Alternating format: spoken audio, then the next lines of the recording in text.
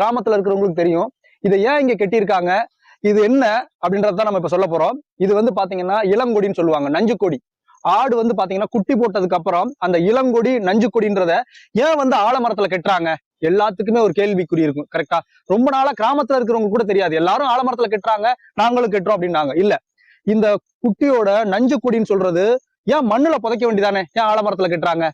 மண்ணுல புதைத்தால் மண்ணு கூட வந்து பாத்தீங்கன்னா கெட்டு போயிடுமா, மண்ணு கூட நஞ்சாகிடுமா, அந்த மண்ணுல இருக்கக்கூடிய மண்புழு மற்ற உயிரினங்கள்லாம் செத்துருமா, அவ்வளவு நஞ்சானது. அப்ப ஆலமரம், ஆலமரம் பாத்தீங்கன்னா அந்த நஞ்சை 24 மணி நேரத்துல நஞ்சை அகற்றிடுமா, அந்த துர்நாற்றத்தையும் போக்கிடுமா. இதனால விலங்குகளுக்கு, பறவைகளுக்கு, மண்புழுக்கு, உயிரினங்களுக்கு, மனிதர்களுக்கு யாருக்குமே அந்த நஞ்சுனால எந்த ஒரு பிரச்சனையும் வராம பாத்துக்கிறோமா இந்த ஆலமரம். அதனாலதான் இது ஆலமரத்துல கொண்டு வந்து கட்டியிருக்காங்க. தமிழனுடைய எவ்வளவு பெரிய கண்டுபிடிப்பு பாத்தீங்களா? அதனாலதான் இதுக்கு பேர் நஞ்சு கொடின்ற பேர் வந்திருக்கு.